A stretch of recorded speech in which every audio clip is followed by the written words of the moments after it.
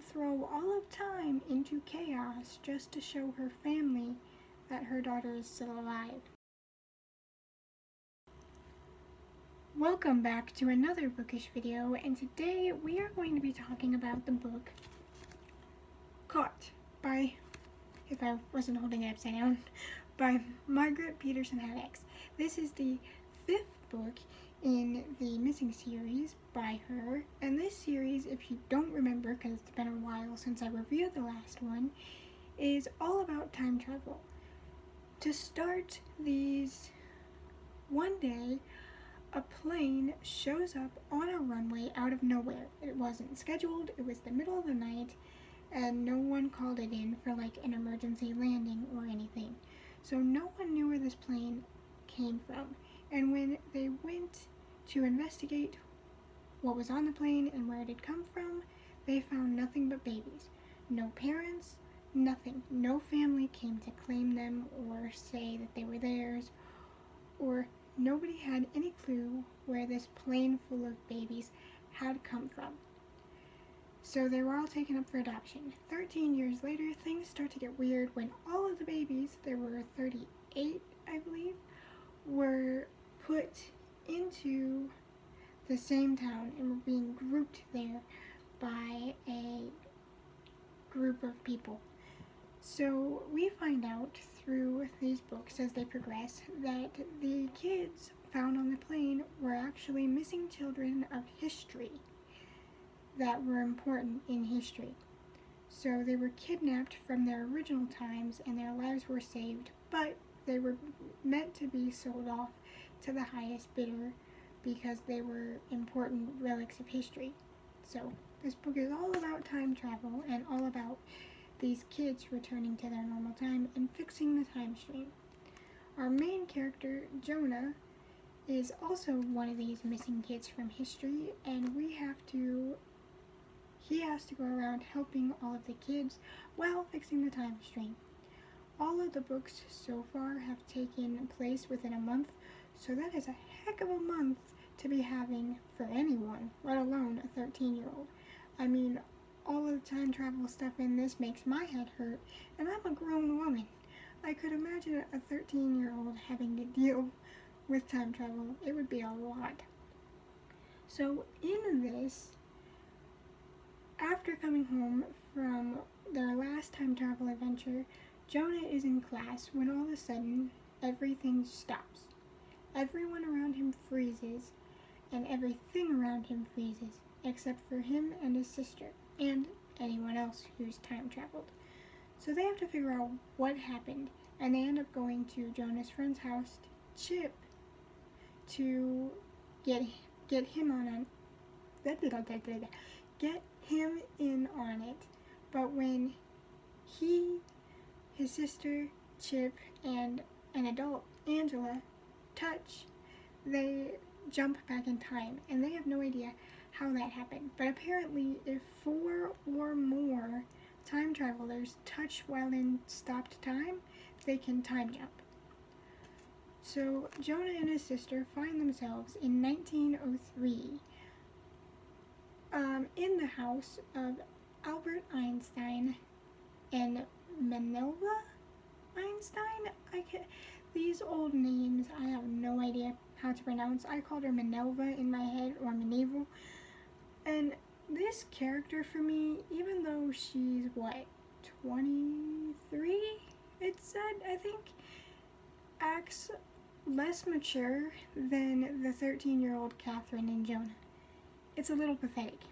And she's a huge part of why this book was my least favorite in the series, because her attitude and her immaturity and her stubbornness and her stupidity, even though she's the wife of Albert Einstein and she's supposed to be smart, angered me.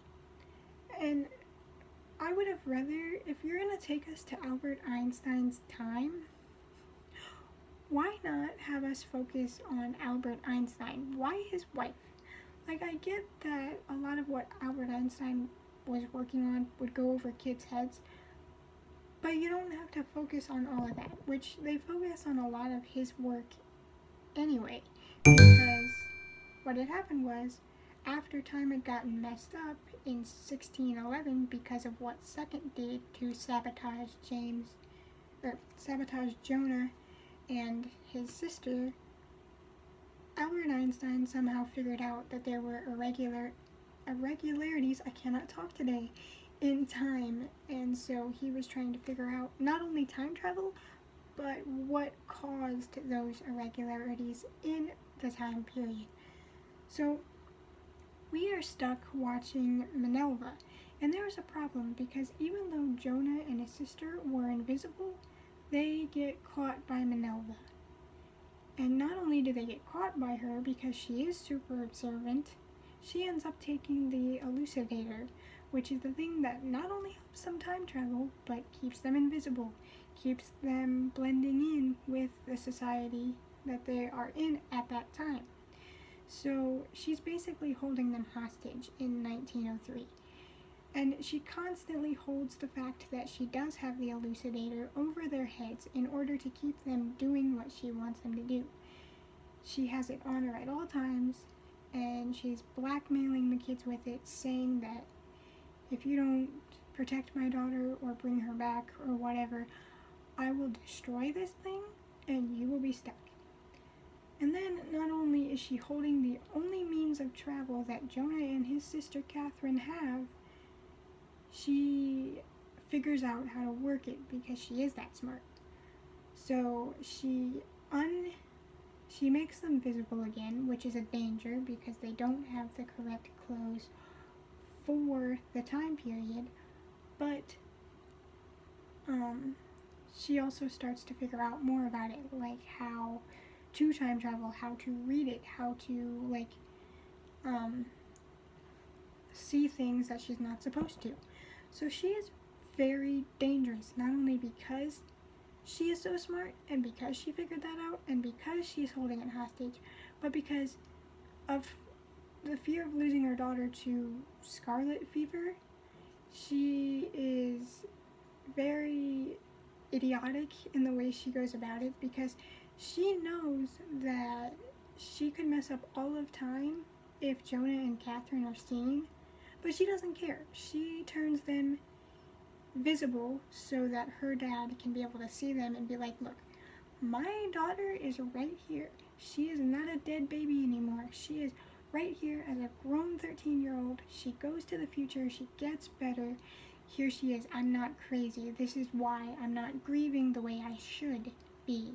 Because her family was starting to get worried about her because her baby is super sick and dying, and did die in original time, but Minerva, whatever the heck her name is, she is so determined to prove that she is not crazy and that she's not a horrible mom because she's not grieving, that she would throw all of time into chaos just to show her family that her daughter is still alive and 13 years older than she should be.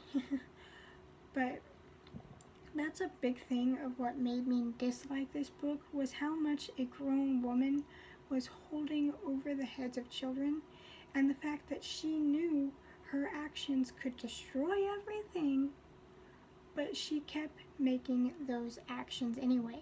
She was selfish, she was annoying, she was immature, she was smart yet extremely stupid in her actions, and it just, I wanted it to end. I would have rather stayed with Albert Einstein, watching him pore over his papers and watching his thought process while trying to figure out what happened in 1611 and why time deviated. But no, we had to get the forefront of Minerva manipulating 13-year-olds when she's a 25-year-old woman, and her idiocy because she wanted to prove her daughter was alive even though she knew what it would do to all of time, not just her. It was annoying. I, at so many points, wanted to jump into the book and smack this woman across the face and knock some sense into her because, my goodness, for someone as smart as she is, who can keep up with Albert Einstein and often corrected his work, she is so stupid and selfish. And that's a big reason of why I didn't like this book. yeah, in the very end of the book, she comes around and does stuff that saves her son and her daughter while not hurting time, but that was at the very tail end of the book, and it did not make up for her actions in the rest of it. She was already bad, in my opinion, and the fact that she went forward in time to meet her husband on her deathbed when she should have already been dead 5 years before was another risk to time she shouldn't have taken. At least we found out who JB was, but yikes. Now I'm going to go into Risk, which is the 6th book. Yes, the 6th book. And I cannot wait to find out who Jonah is. It's going to be interesting. I don't think we're going to find out who Jonah really is until the next book, which is literally called Revealed, so that's why I think it won't be till the next book. But I'm thinking he's giving me King Arthur vibes, or he might be JB's son, which is the time travel agent that's been helping him since book 1. So, we'll see. I hope you guys enjoyed, and I hope to see you next time. Bye!